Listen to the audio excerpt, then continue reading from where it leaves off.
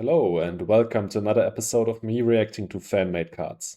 In last episode, I went over the first part of a set made by Coolo Physis, and this episode I will go over the second part of that set.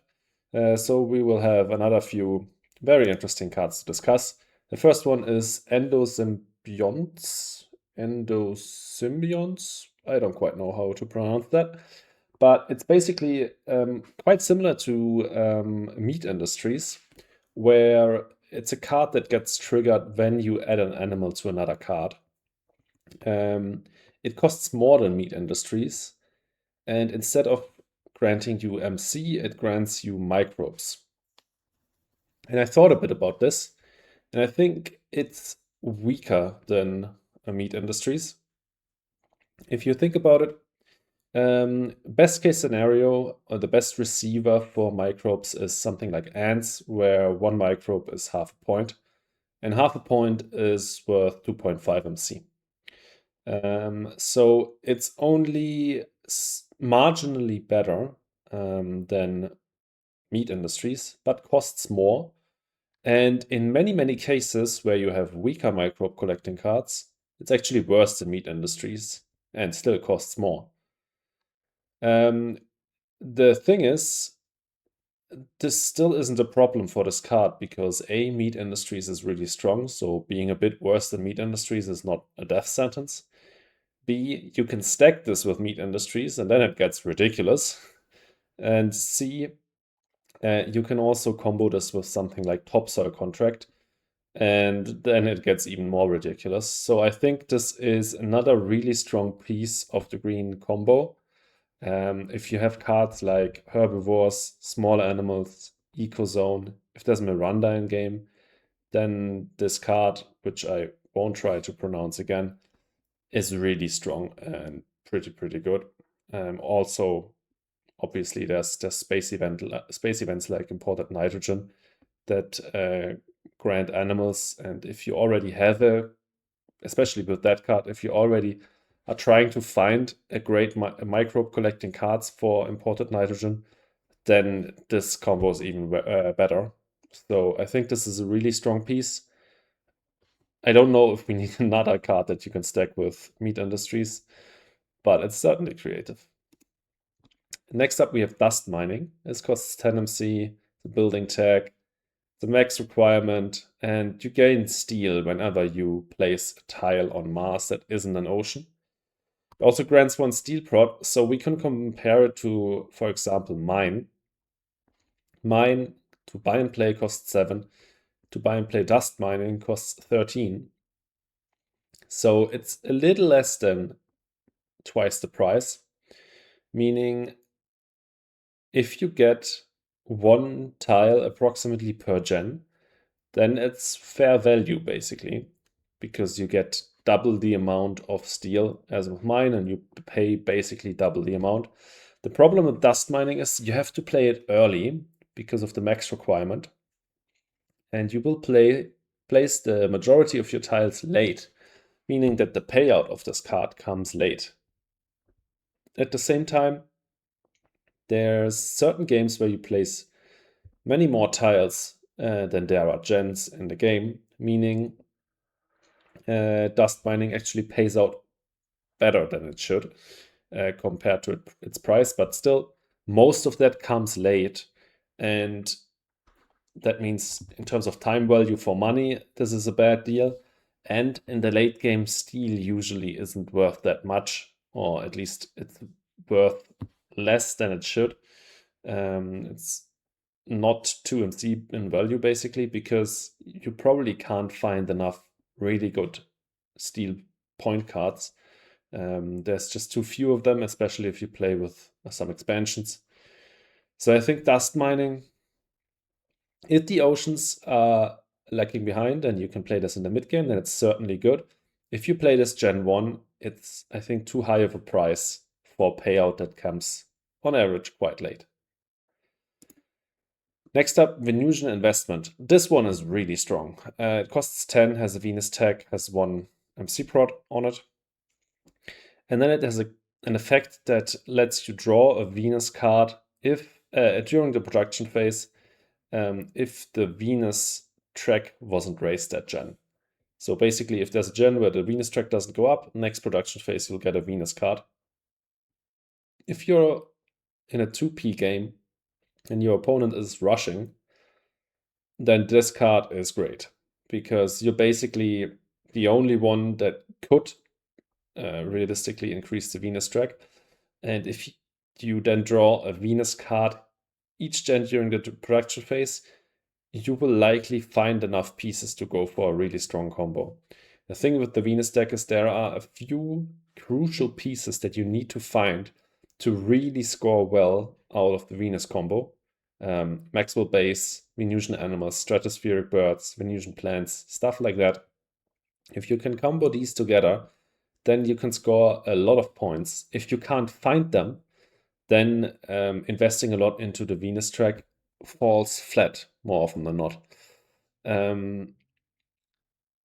So something like Venusian Investment that lets you search specifically for Venus cards can be really helpful for going for a Venus strategy.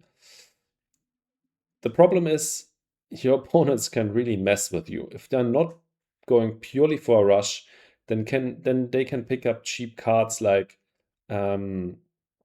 Water for Venus, for example, just to play it for a point that isn't too great, but for them, but they can basically deny you a card draw that gen, which is really a really good play. One also negative point about this card is that you will be cycling through a lot of the deck, and that could be quite annoying because especially if you're playing with expansions, there won't be that many Venus techs in the deck. But I like the idea also because there's counterplay to this card, and there's few cards in the game like this. So quite creative. Next up, Jovian Trojan Research. It costs 11 with a few really handy techs. Science tech, always great for an engine combo. Jovian tech, space tech, both of them can be really nice. And it doesn't do much. It just draws you 2 cards with the Jovian tech. So if you compare this to Research, it doesn't have that point that Research has. So it really needs to make up for that. And it basically only does if you're going for a Jovian strategy, if you already have 1 multiplier down or maybe 2 on hand or something like that, then this card is really nice because it immediately gives you that Jovian tech that's at least a point if you have 1 multiplier, and it draws you 2 more Jovian techs that could be more multipliers. The thing is, Research can be played by basically any strategy. Jovian Trojan Research can only be played by an engine strategy because a rush player, I mean, Research still isn't that great for rush players, but if you're in a pinch and you need more cards, then Research can help. And even rush players will play something like Marsu to cycle through cards they maybe pick up with placement bonuses, and then playing something like Research is even better. Jovian Trojan Research, you're paying a lot for this Jovian tag up here and the fact that you're drawing Jovians. And then Jovians don't help you as a rush player. So this is a very specific and niche card, only for Jovian engine strats. And there it is really strong. If you're playing just the base game, I think this is fine. The problem is when you're playing with colonies, the engine strat is already really strong. Going for Jovians and space tax is already really strong. Don't know if this card is needed in that case, but cool idea. Martian Fertilizers continues a theme that we saw in last episode. Basically, cards relying on turmoil on one specific party that grant you an effect that is only active during that party's reign. In this case, Martian Fertilizers grants you an effect that is only active when the greens are actively ruling. And this card basically gives you 2 plants each time you play a plant tag. I'm thinking about cases where you're playing menu tech and you get Martian Fertilizers down. Then you play bushes, and suddenly bushes grants you 6 plants instantly. That's just crazy. I don't think this card is too broken because you usually want to get plant tags down as soon as you can. You're working towards something like grass, you're working towards something like bushes, you're working towards something like kelp farming. You're actively pushing these parameters to get these cards down, and then you don't want to wait to play them. There's a few cards that can definitely wait until the greens are ruling. Something like greenhouses, something like mangrove. Um, so cards that don't grant production, plantation, for example, another case. But sometimes you still want to play these cards in specific cases. For example, plantation, you might want to play to claim gardener, and the greens might not be ruling in that case. Mangrove can only be played in the very late game. Maybe it's the last gen and the greens aren't ruling. Greenhouses, you probably want to play in the last gen because you want the maximum payout. But there you could maybe make an argument that in the last gen there won't be two more cities, and then playing it, for example, one gen earlier might be worth it. I don't think this is too strong because it playing plan tags really depends on timing, and it's a nice bonus, but you need to get quite a few cards down, plan tags down, after playing this to make it worth it. One thing I wonder is, does this grant two plans itself the moment you play if the greens are in power? Because it doesn't say including this, but probably it would. But yeah, let's get to the next one. Panspermian Asteroids, costs 11, has a microbe and a space tag. That's definitely a combo we don't have in the game yet. And let me explain it. It basically allows you, as an action, to remove a microbe from any card, to add an asteroid to discard, and then to remove an asteroid from discard to add 3 microbes to another card. If you're the only one collecting microbes, so worst case, you're the only one collecting microbes on a card like Tardigrades, and you only have that card. Then Panspermian Asteroids is basically a card that grants you 1 microbe per gen, because it removes 1 in one gen and then it adds 3 in the other. So that's a differential of 2, and you get that in a total of 2 gens, so 1 microbe per gen.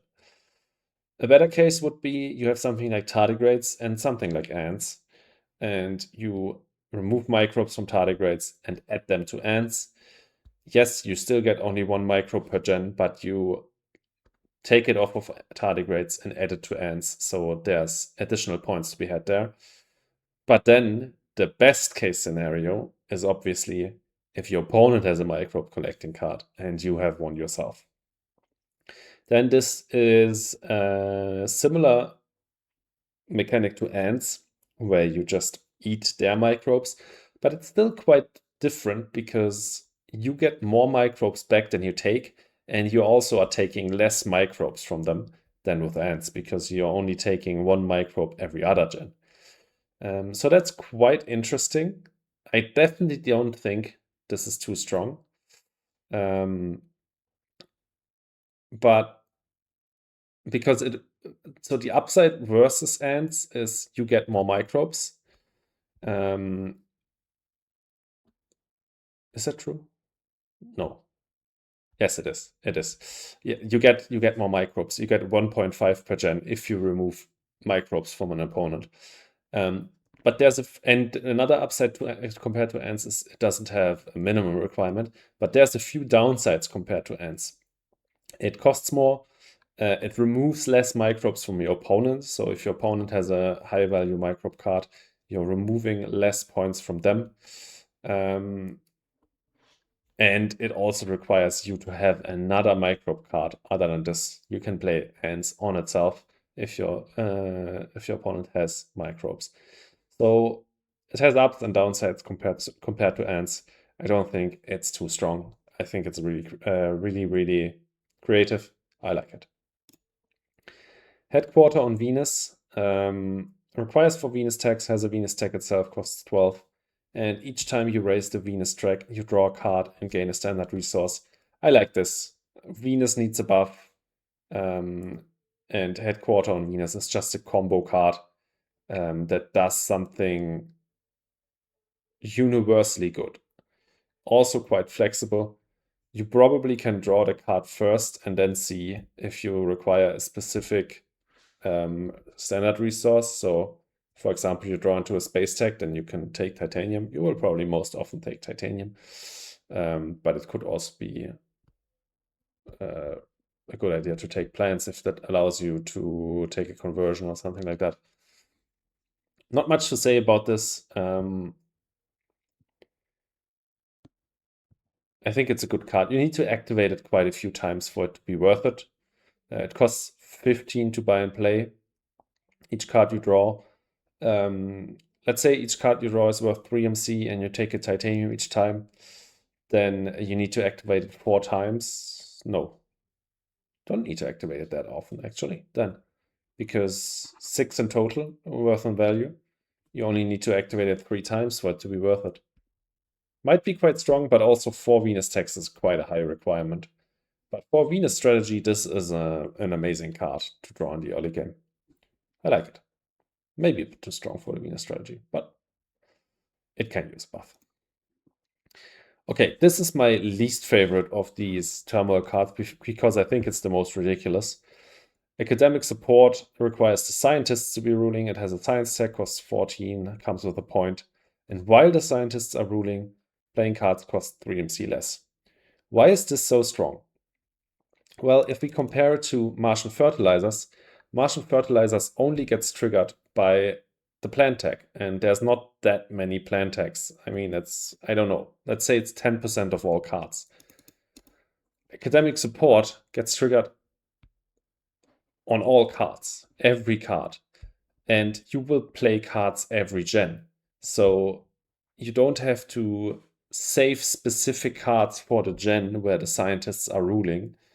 It doesn't matter what you play. Obviously, you would like to play multiple smaller cards and not just one really expensive big card where you get the discount only once. But no matter what card you play, you get this discount.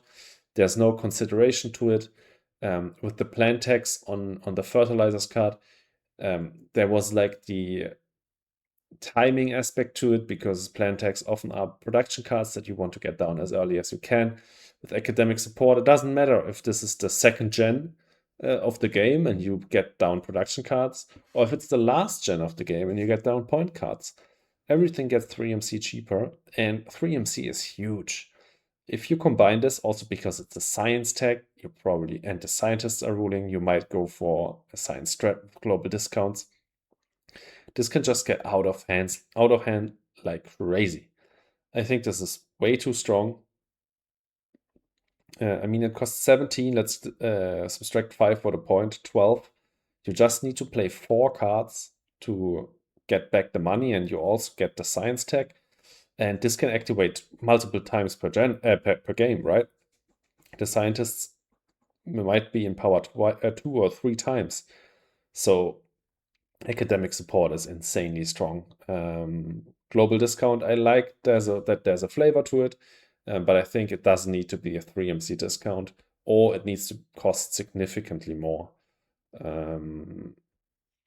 But yeah, what I would like is if it said that science tags cost, let's say 3 MC less, because with science tags, sometimes you can wait with them. I mean, a card like Trans-Neptune Probe, in theory, on itself, doesn't need to be played early. You can wait until the last gen with it. But often you want to get science tags down early because they unlock other science cards like AI or Mass Converter. And then there's nuance to it again, if this works only on science tags. But in this form, I think it's way too strong. Bacteria farm. This costs 14 MC, has a minimum requirement of 18 degrees Celsius, comes with a microbe and a power tag, and allows you to add microbes to this card per power tag you have. So if you only have this card, you can add 1 microbe to this per gen, or instead you can remove any amount of microbes from here to gain the same amount of standard resources. I think this stacks too fast. compare this to what's that card called? The Jovian card that lets you collect floaters and then you get MC back. Let me just look that up. It's Colony's card. It's called Jupiter Floating Station. That card. No, that's not the one. Okay, no, that has a bit of a different flavor to it because you don't remove the cards from it. But you could compare it to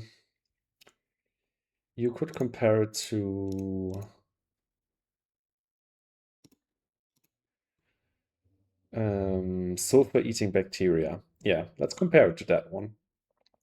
Sulfur eating bacteria lets you add a microbe to it and then remove any amount of microbes for 3 times the MC.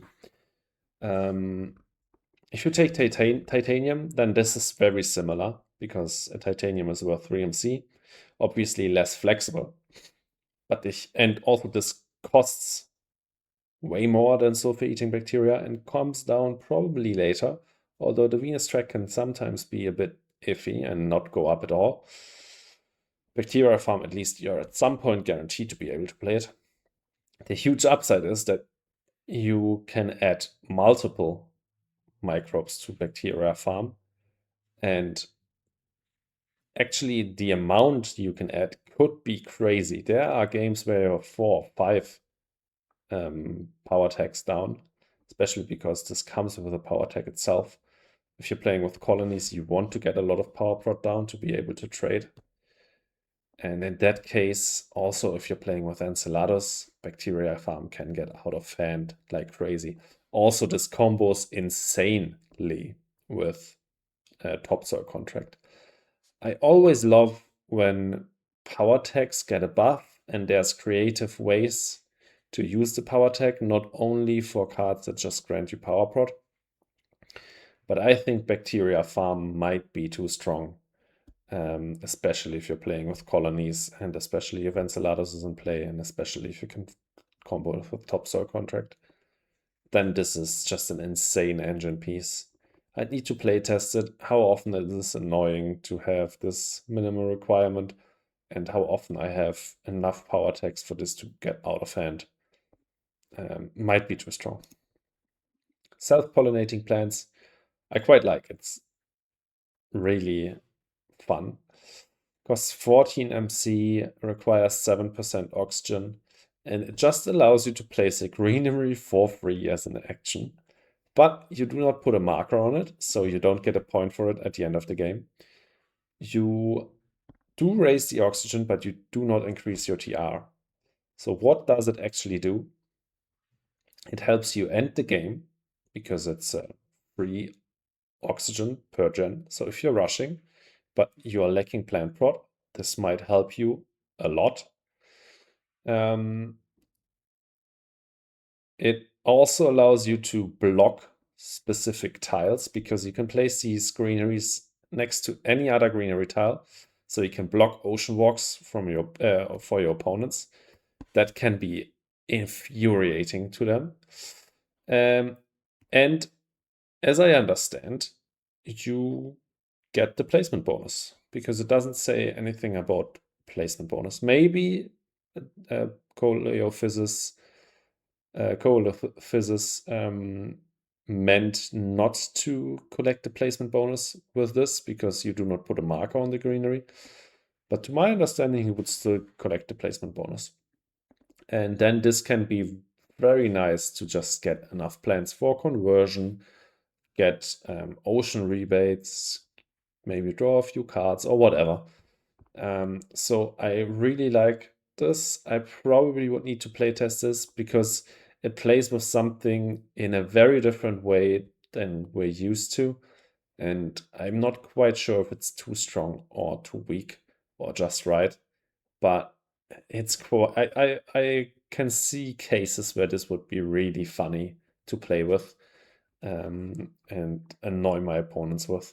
So I really like it. Full spectrum grow lights talk about buffing the power tech. Costs 18 MC, requires a plant and a power tech in play, has a plant and a power tech, and it grants you one plant prot for every power tech you got. If you're playing Thorgate and you start off with full spectrum grow lights, maybe with a power tech prelude and one or two power techs on hand, then this can be absolutely ridiculous. Play this in Gen 1 or 2 for 3 or 4 or 5 plant prot. Insane. Obviously, that's best case scenario. There's going to be cases where this is like 2 plant prot, and you're just sitting there like, wow, it's even more expensive than like designed microorganisms. But it is the plant tag itself, the plant tag is valuable, and there's enough cases where this is ridiculous that I think I like it. And it's a great way to buff the power tag. It costs 21. In theory, a plant prot is worth 12, but it should be worth less. So let's say plant prot is worth 9 MC. This costs 22. So if you get 3 plant prot, it's already worth it. So you need this and 2 other power tags. That's easy. That's pretty easy. So I think in many cases still this will be worth it.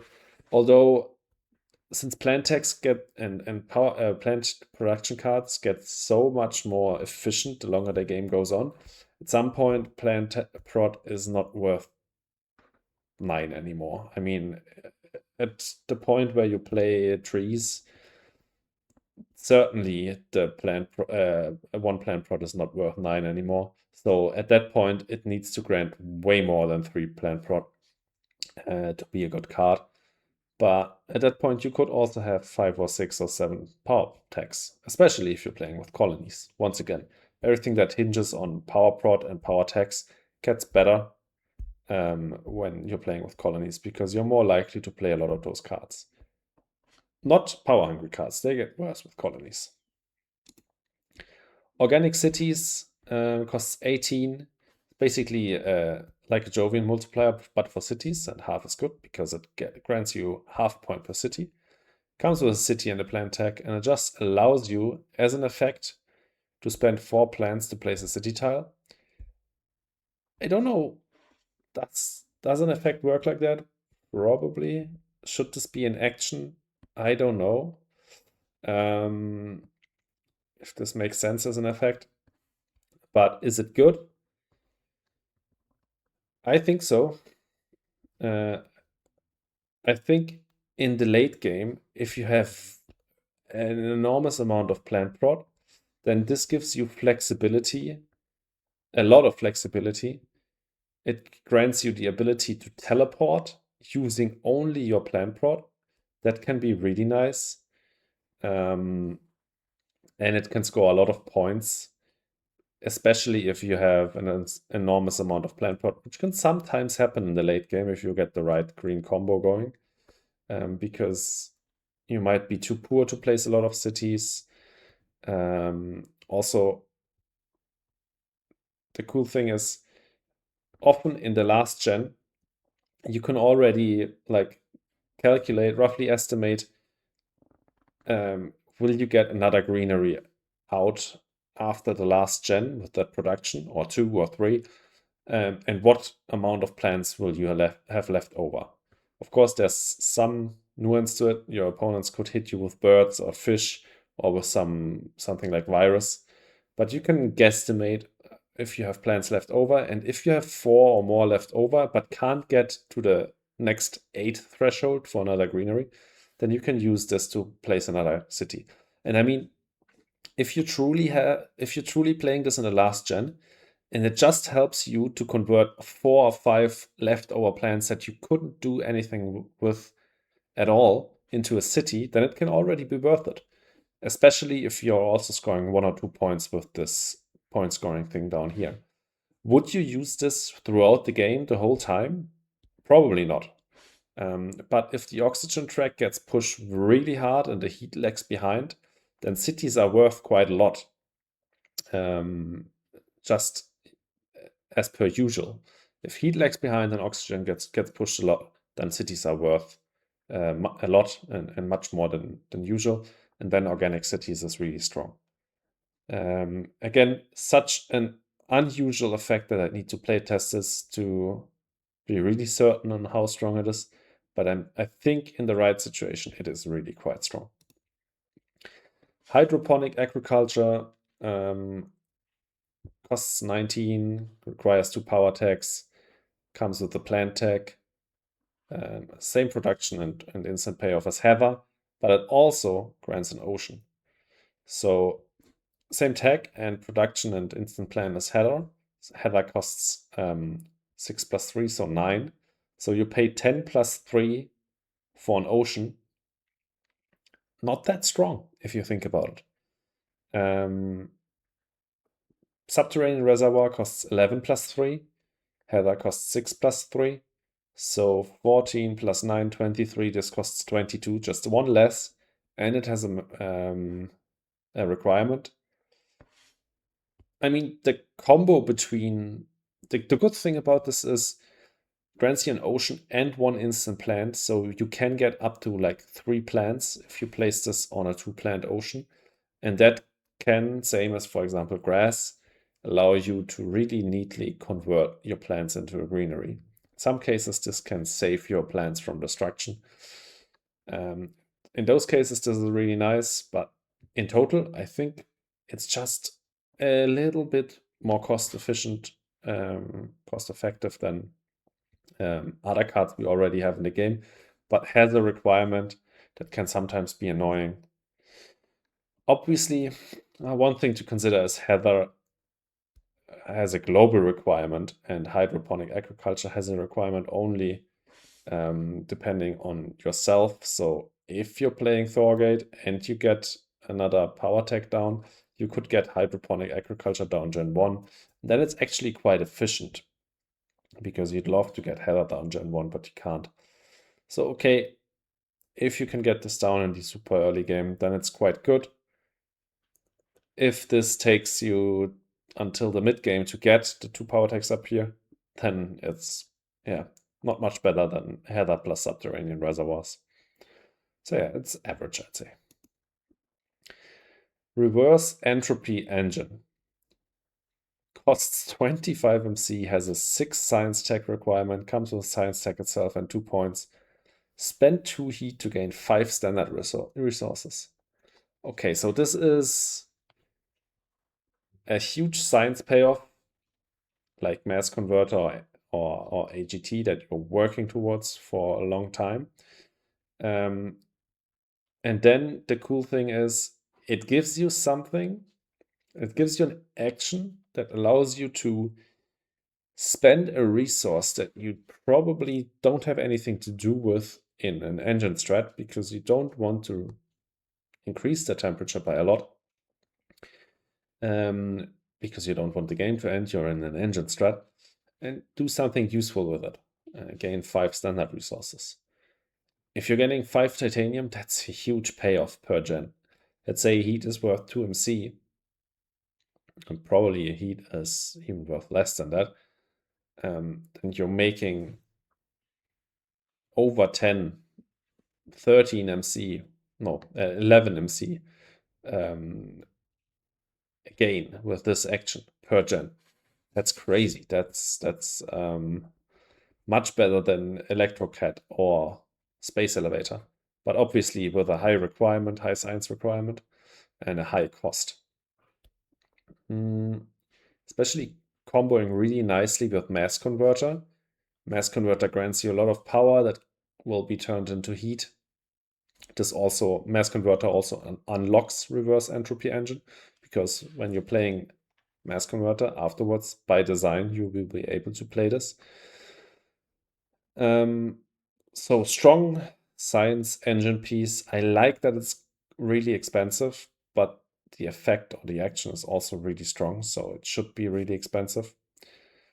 I don't know if we need more of these really strong science pieces, but I guess science is really fun, and if you're trying to create creative cards, then the science engine strategy is a good way of of doing that. Steel industry costs 28 MC, comes with the building tech and 4 steel prod, and at the end of the game it grants 1 point for every 3 steel prod you have. This is mining guild's dream. This can be like a 3-point card. And also a great way to spend a lot of excess steel. It's basically a point dump. Yes, it also grants prod, but the prod immediately also is a point. It still should be a mid-game card. You still want to make use of some of that steel. Otherwise, it's a really expensive point card because probably, I mean, with Mining Guild and the 4 steel prod you get on this, you can sometimes probably even achieve 4 points with this. But even then, it's 31 MC for 4 points. That's not a good conversion rate, except if you're using tons of steel that you wouldn't otherwise use. I think this is something that you could easily add to the game. It wouldn't break it. The thing is, with every corp except Mining Guild, getting that much steel prod down is a death sentence. And with Mining Guild, it can sometimes be super hard to spend all of the steel that you get. So steel industry, I'm completely fine with. Trading monopoly, I have a few issues with. This costs 33 MC, requires a colony in play, has a space tech.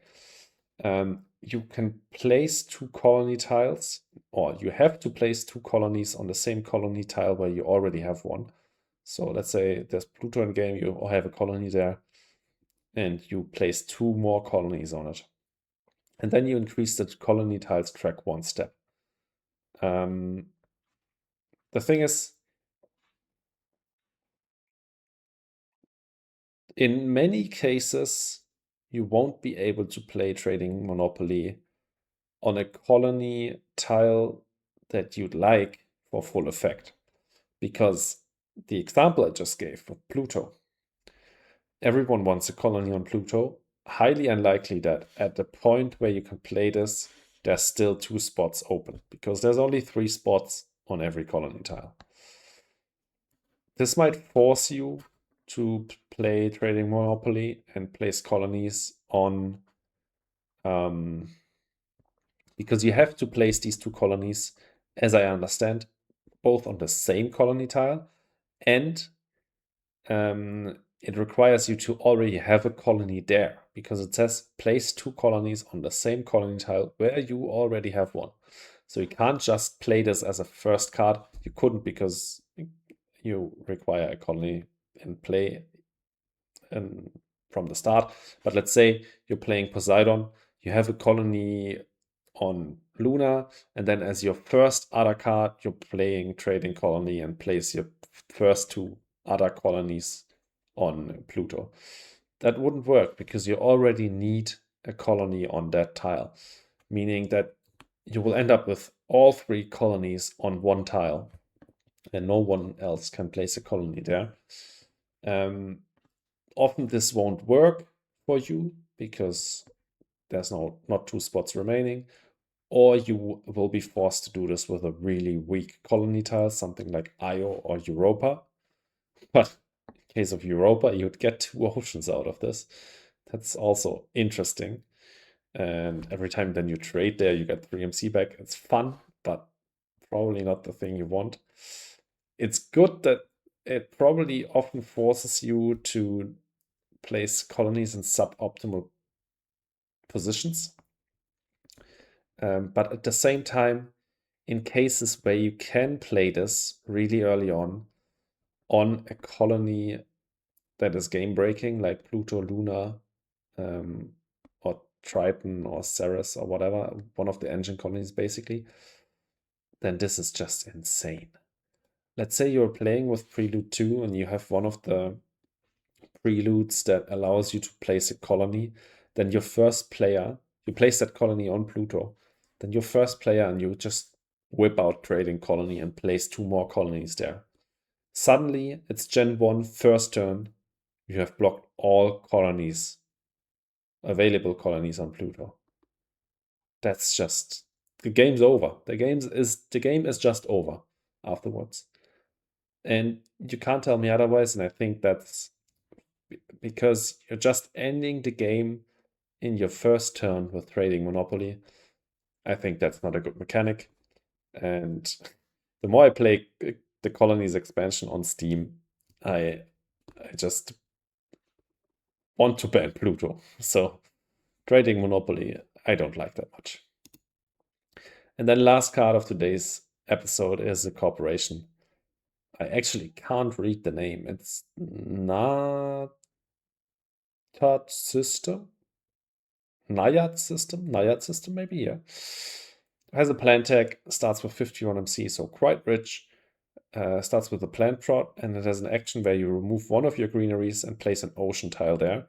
You gain the placement bonuses as usual. I think this is an interesting action, but it's not that strong. First of all, in many cases, you just won't be able to use this that often, especially in the early game, because you won't have that many greeneries down in the early game. You also only start with one plant pot, so you're not inherently strong on placing greeneries. Stronger than the average crop, but not that much stronger. Then often you just don't want to remove your greeneries because you might have a city next to them. Placing an ocean in place of one of your greeneries might just rack up your ocean walk. Let's say you're walking the north side of the fastest ocean walk, and in the second spot you place an ocean, suddenly you can't walk. You would need to walk around it. And yes, you have more total tiles than where you get ocean rebates, but the rebates in general are worse because up there you don't get any plants. There's also upsides to it. You could maybe replace your first greenery and then you're able to teleport again because you don't have a tile on Mars anymore.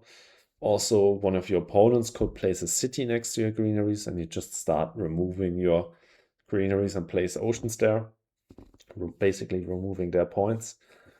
But I would say, in general, there's no easy to calculate economic upside to it.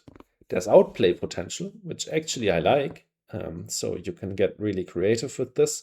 And if you are good at the game and have some great ideas, you can use this to probably great effect. But it doesn't make the corp strong. And I think the starting capital is okay. And the plant pot is nice. But economically, the corp still feels weak. If you know what I mean.